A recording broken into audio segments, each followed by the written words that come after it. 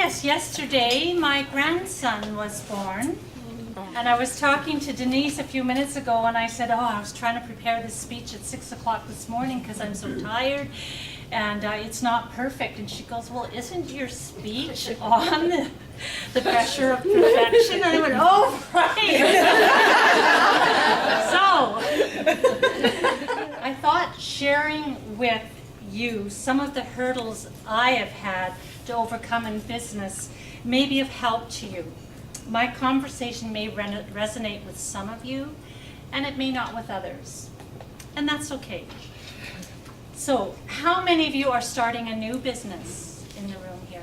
Wonderful. How many of you have been in business for years and years, it seems like? It seems like. Yeah. Would you not agree that we can get a little annoyed with ourselves because we are not where we want to be in our business? We get angry, we take too long to reach our goals. Do you agree with that? And why is that? What is stopping us from meeting our goals? Do you know, ladies, do you know why you are stopped from getting where you need to be? I thought mine was money. I thought money was the problem. How many would agree with that? Money, money, money? What about responsibilities? There's too many responsibilities to keep our business going. Who would agree with that? Mm-hmm. Yeah, yeah. What about help? We just don't have enough help, or we don't know how to ask for help. Who would agree with that? Big time. Yeah, yeah. Many hats. Pardon? Many hats. Many hats. And this all sounds familiar, doesn't it, from what we've heard here, right? Well, consider this. What if it was none of these reasons? What if it wasn't about money? What if it wasn't about responsibilities? What if it wasn't about time or help? What if it was something else? What if it was something deeper within us that stops us from reaching our goals? Think about it for a moment. This is where I had to take a deep, deep breath in and exhale and think deeply why my business was not moving forward at the pace that I wanted it to. So for a moment, let's all take a deep breath. Feel that deep breath. You might want to close your eyes and think about your business. And exhale. And ask yourself, what is stopping me from moving forward? And it came for me one day in a workshop. I was making a doll, and it was not fun. It was supposed to be fun, and it was supposed to be creative. But for me, I was freaking. I was absolutely freaking. I couldn't make a perfect doll. In my head, it was going, I will never be able to do it. They're going to laugh at me, make fun of me.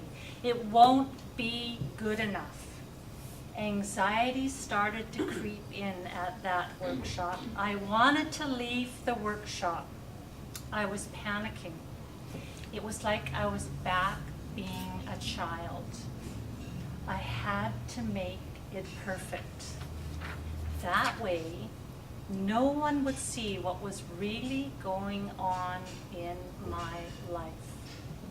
Wow, I had to make it perfect. The pressure of perfection. So I want to give you just a little bit of a glimpse of my world as a child.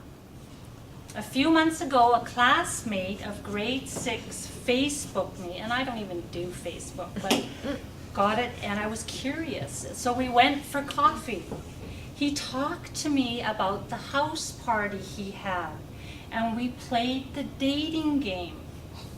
And I asked him to be my boyfriend. I don't even remember. He was sitting across from me explaining this to me, and I'm going, he probably thinks my life has been stressed by this event when I don't even remember it. But he did say something in the conversation that hit me like a ton of bricks. He said, Julie, I couldn't be your boyfriend because you were too perfect.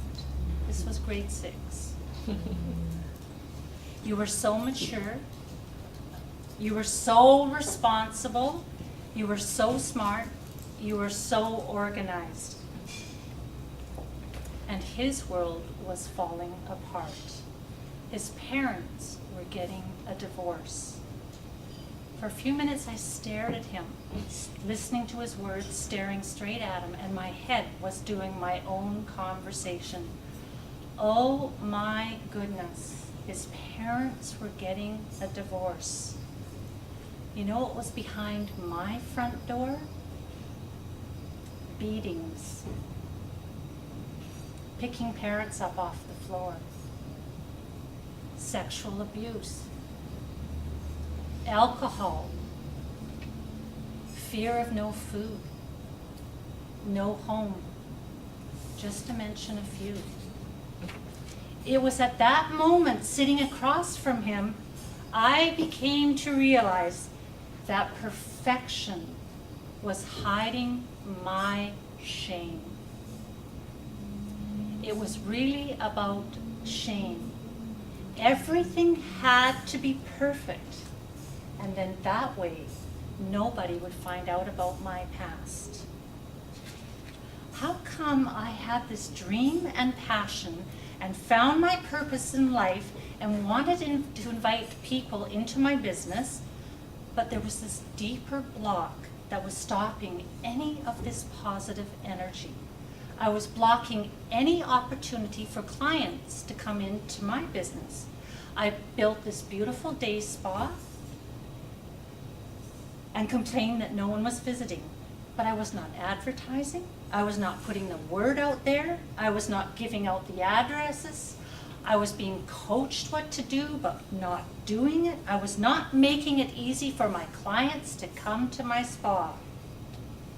You see, unconsciously, I didn't want anyone to come behind my door at the spa, just like the door I didn't want people to come through as a child. My late husband's last few words to me was, Julie, look at Oprah. You know her past. Do you look at her with shame and judgment? No, we don't. You look at her and say, look at what Oprah has overcome. And Julie, people will look at you with the same eyes. So for many years, I had presented as perfect, so no one could find out what was behind my closed doors. No one would see my shame. This realization gave me freedom to find out who I wanted to be in this life. So may I ask you ladies, where does your perfection come from?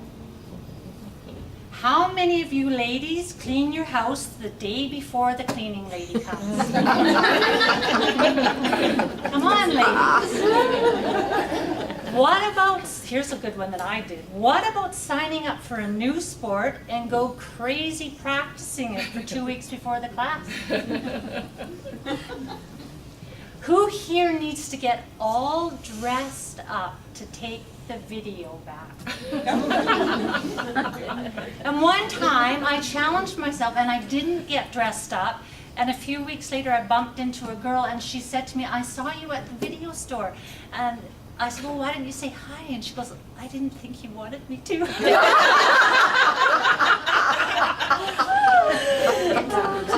But now I can do it and who cares, right? And what about completing your kids' homework or help finish off a school project?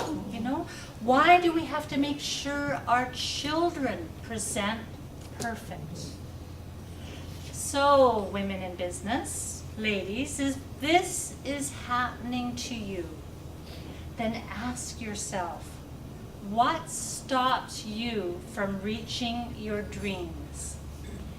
Is your business to present your clients or your audience ready now? Today, can you present your business? Or do you have to wait till it's absolutely perfect? Who knows that for sure?